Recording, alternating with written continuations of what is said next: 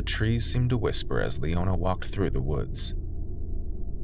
She knew this was silly, irrational.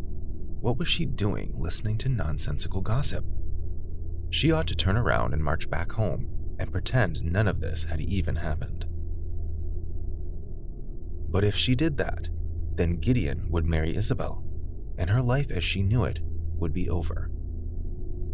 It was this thought that made Leona keep walking deeper into the woods. The lake was deceptively innocent looking, and Leona almost wondered if she'd come to the wrong place. But something about the utter stillness of the water convinced her that this was where she had meant to come. Leona took in a breath and reached into the pouch on her waist, withdrawing a small dagger, the sharp end of it glinting in the moonlight. Leona cried out as she cut her palm and quickly plucked a leaf from the ground, pressing it to her hand, staining it with blood. "I call upon the spirit that dwells in these waters," she spoke aloud. "Please aid me in my time of need." She dropped the leaf into the still surface of the lake. A few seconds later, Leona stumbled back as a figure emerged from the depths of the lake, water erupting from it on all sides. She held her hands up to shield her face from the spray. "Who calls upon me?"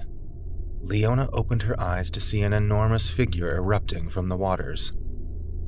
Its eyes were piercing white and made her shudder to look at them. She had heard about the lake demon in stories, but had never seen it in the flesh before. It smelled like rotting flesh in salt water.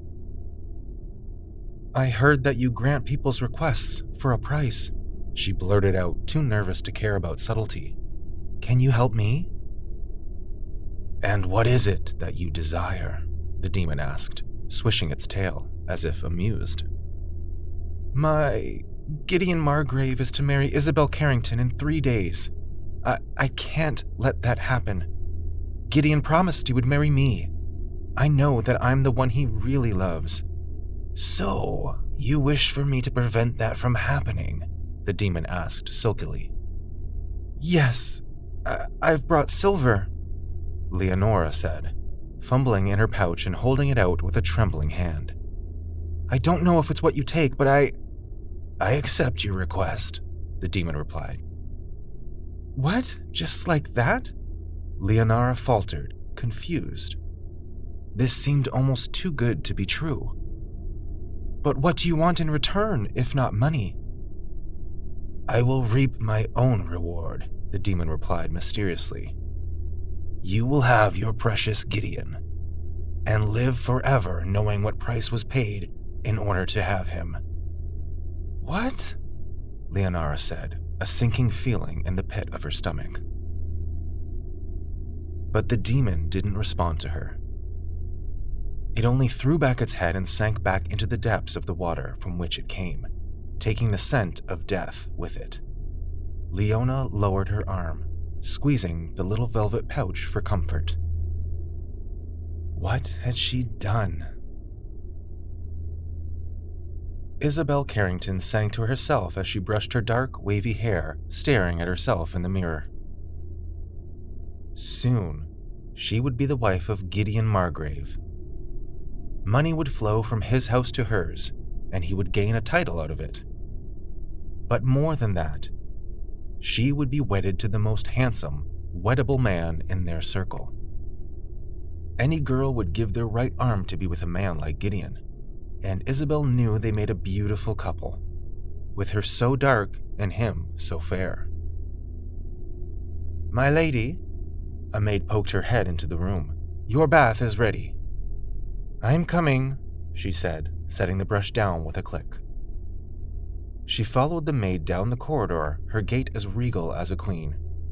The maid led her into an enormous room with a sunken pool that the Carringtons used as a bath.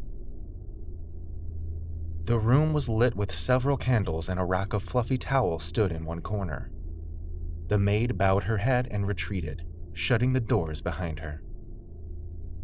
Isabel was pleased to see the water was hot. Wisps of vapor rose from the square tub. She disrobed and descended the set of steps built into the bath, hissing a bit at the temperature. As Isabel settled herself in the water, she closed her eyes, humming in pleasure. She would have to tell the maids to bring in some exotic flowers before the wedding and sprinkle them in her bath. That way, her entire body would smell of blossoms. That would be perfect. And she would have the tailor come in and make some last-minute adjustments to her dress. Isabel frowned. A weird smell had risen in the room. The smell of... it was almost like rotting flesh. She opened her eyes with a scowl, wondering how on earth such a foul stench could be in the bathroom. Then she screamed. A dark shape was emerging from the baths, like a whale out to breach the surface of the water.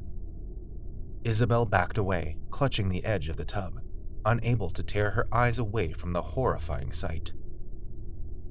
A creature broke the surface of the water head first, as if it was being born from the baths.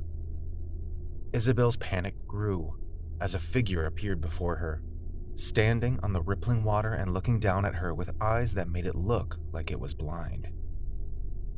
Isabel gasped, the smell of dead flesh wafting over her, so powerful she wanted to be sick. The figure moved closer to her, its finger nearly touching her cheek. "Isabel Carrington," it boomed in a surprisingly deep voice. But what was even more surprising was that it could speak at all. Isabel's eyes widened. "What is it?" she said breathlessly. How do you know my name?" "I was sent for you," the creature answered.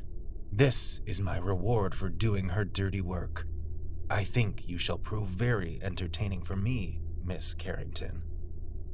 Isabel had no idea what that meant, but she didn't care to find out. She lunged for the deck of the baths, but the figure wrapped its arms around her throat and dragged her backwards and plunged down into the water. Isabel's screams were swallowed up by the water, bubbles rising to the surface as the demon dragged her down into the depths only it could swim to, a portal of water that it had opened up beneath Isabel for this sneak attack. When the maid opened the door after hearing screams and splashing, she was greeted by the sight of Isabel Carrington's dead body floating face down in the bath. A mysterious strand of seaweed clenched in her fist. Back in town, Leona was cold. Ever since the news of Isabel Carrington's death by drowning had spread over the city, she couldn't seem to get warm. Perhaps it was because of Gideon coming to her, sobbing, unable to comprehend the woman he had been about to marry had died so suddenly, so unfairly. Leona had always assumed he had proposed to Isabel for her title. It never occurred to her that he'd loved her. Or perhaps Leona was cold because she knew that the demon was watching her. Every time she passed a body of water, whether a puddle or the ocean, she could swear she saw its black head and milky white eyes following her every move. She had not spoken with the beast since its murder of Isabel, but she knew that Isabel's life was the reward it had mentioned, and her guilt was the price. Leona knew she deserved to be punished for what she had done, and she knew that the demon could deliver that punishment whenever it so chose. It could appear before Gideon one day and tell him of the deal struck, of the scar on Leona's hand and how she had gotten it. It could tell Isabel's parents that their daughter's life was sacrificed over a childhood crush and an envious rival. Or the demon could take Leona's life too. She was so terrified of seeing it come rising from the water that she avoided taking baths now, only scrubbing herself with a damp cloth. But she knew she couldn't avoid bodies of water forever. One morning she went looking for Gideon, thinking he might be in the gardens. He went there a lot these days, and she wasn't sure if he wanted to mourn in private or if he was avoiding his second wife. When Leona rounded the corner, she screamed. Gideon lay slumped by the water fountain in the gardens, dead. His head was shoved under the churning surface, his body completely motionless. And standing over him was the demon. It turned its milky white eyes to Leona. "Now it's your turn,"